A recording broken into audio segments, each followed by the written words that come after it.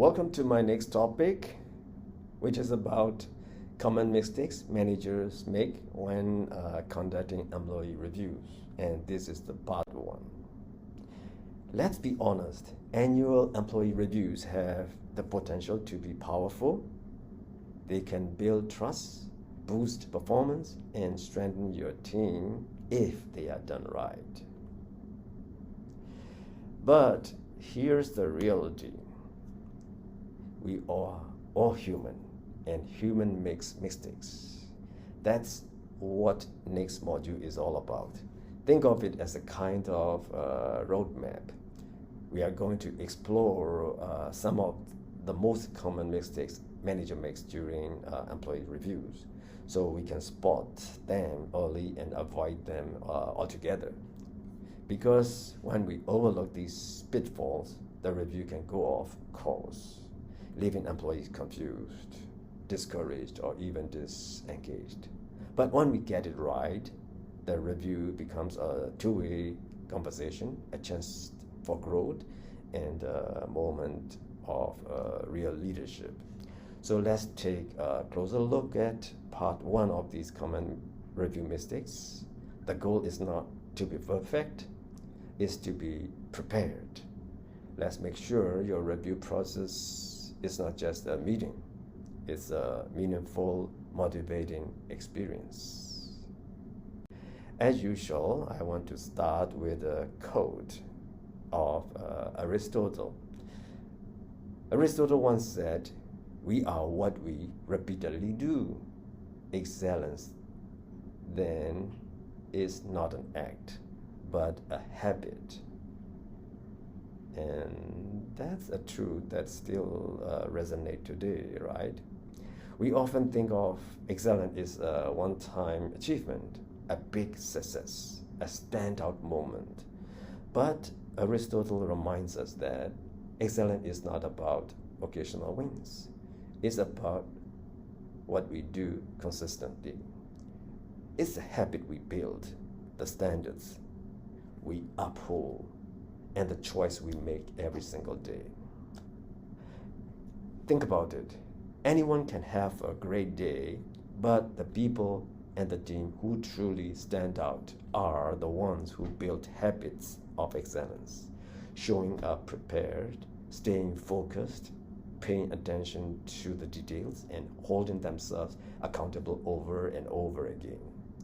So if we want excellence, we can't just chase a single moment. We have to create routines and habits that move us in the direction every time, every day. Because who we are is shaped not by what we do once, but by what we do repeatedly. That's what we learn from this quote. So let's talk about something we probably all experienced, even if we do not know the name for it: the contrast effect. The contrast effect happens when we start comparing one employee to another instead of measuring them against the actual standards and goals set by the company.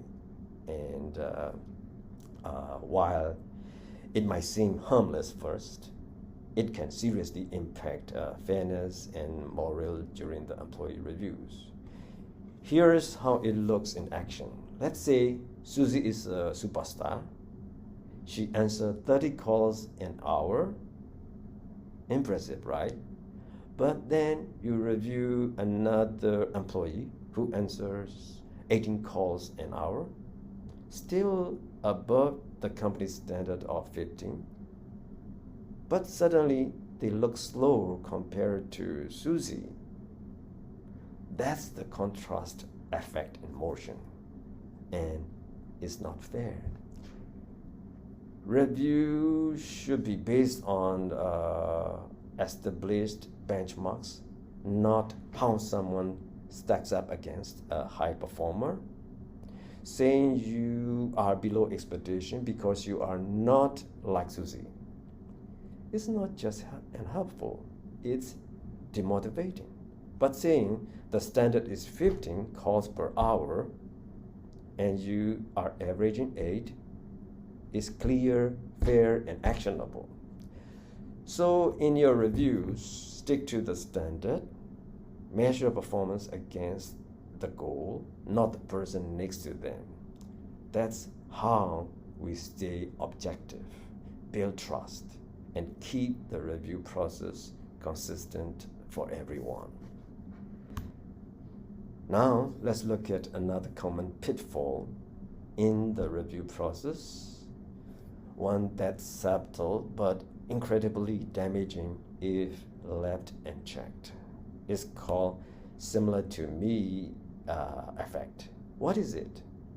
It's when a supervisor, often without even realizing it, shows favoritism toward employees who share similar traits, backgrounds, or interests. Maybe they want to be the same, they went to the same school, have the same hobbies, or just click on the personal level. Now, here's the things.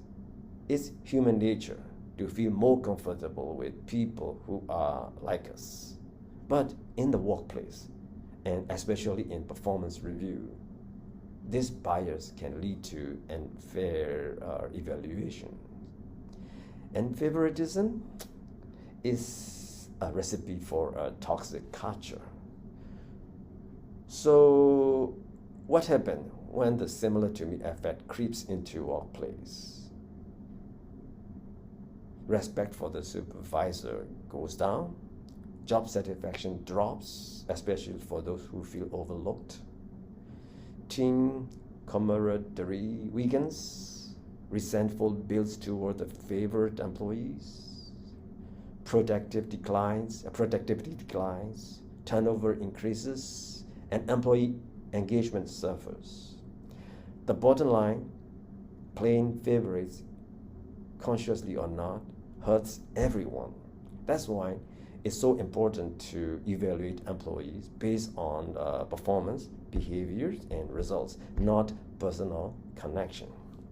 So, as you go into reviews, ask yourself honestly, am I staying objective? Am I using consistent criteria for everyone? Because fairness is not just a principle, it's a leadership responsibility. So let's move on to another common trap in the review process, the halo or horn effect. It's one of those things that can sneak into an evaluation without us even realizing it. But the impact, it can be very unfair. So what is it?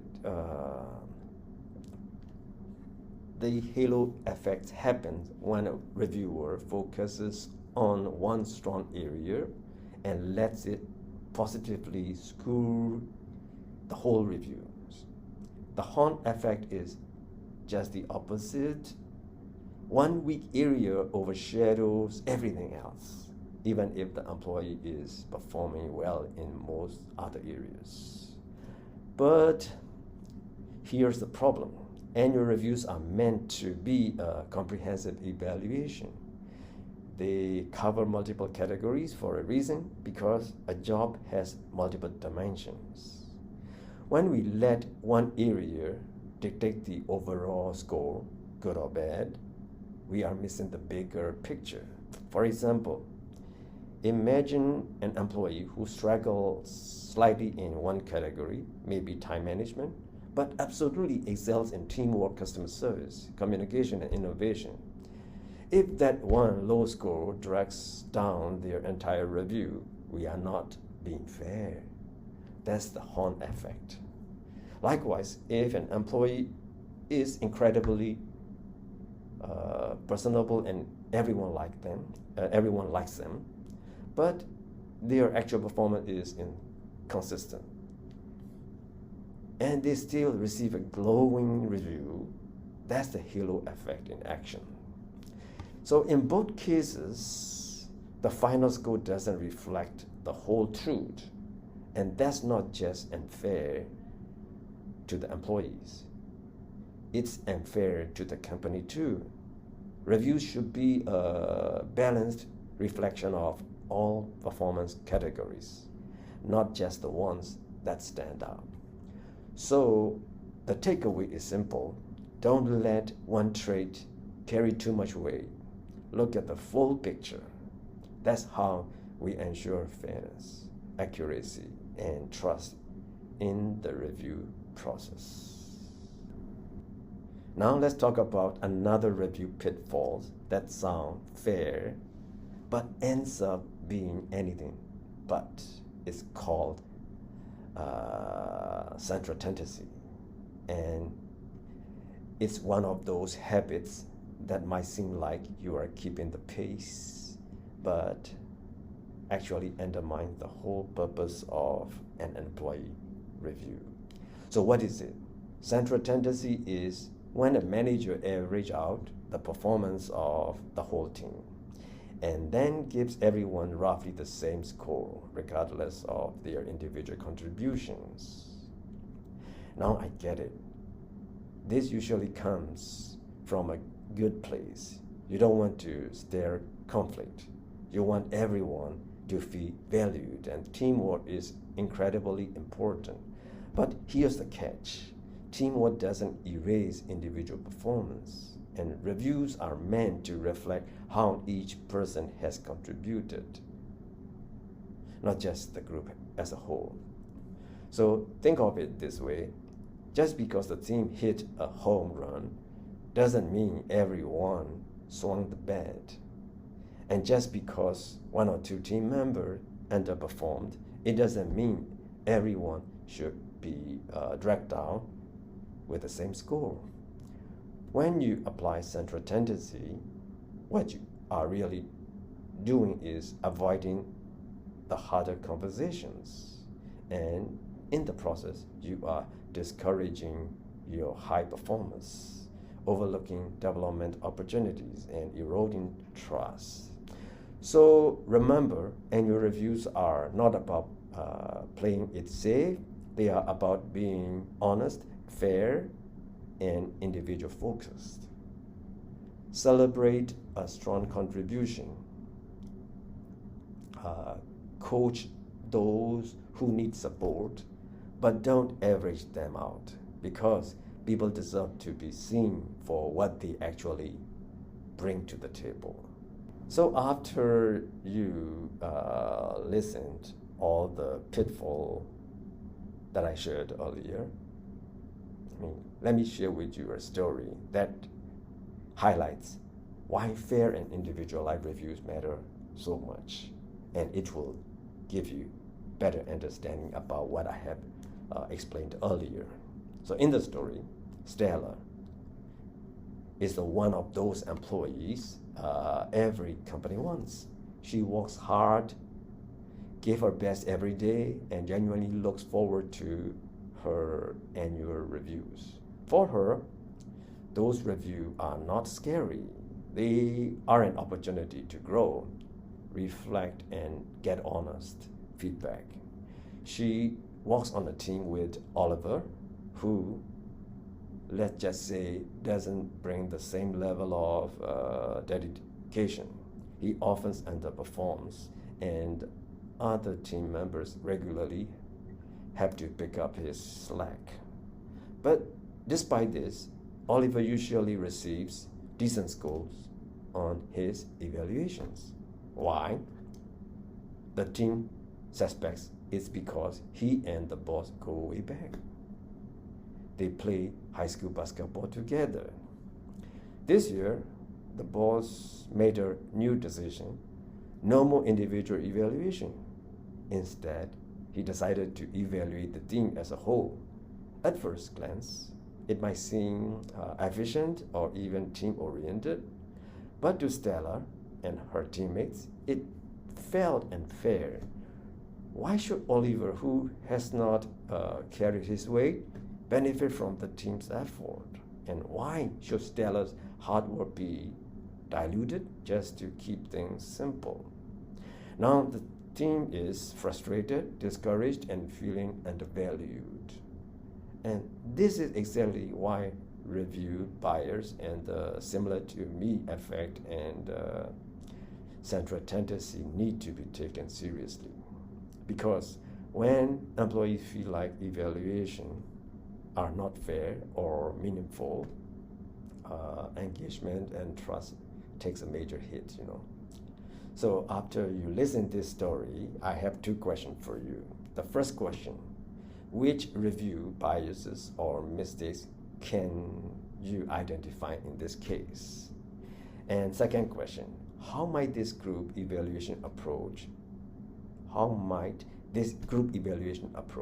affect team morale and performance moving forward? So think about it. You may want to write down your points, your answers. Of course, I will share my points and answer as well after you have written down your answers first. Okay, my answer, my point of view for the first question, which is, which review bias or mistakes can you identify in this case? So I can identify a few biases. Similar to me effect, because the boss may be giving Oliver better scores because of their share background, high school basketball. Another bias is central tendency. By deciding to evaluate the group as a whole, the boss is averaging the team's performance instead of evaluating each individual fairly. This also shows a lack of accountability for individual contributions, leading to demotivation for high performance. So these are my points. Answer for the first question. So how about second question? How might this group evaluation approach affecting morals and the performance moving forward? Of course, for me, I think high performance like Stella may feel undervalued, leading to lower motivation and possible disengagement. It can create resentment toward low performance and management. It sends the message that effort doesn't matter, as everyone is treated the same, regardless of their actual contribution. So these are the impact. So let's talk about more details in next topic. See you in next topic.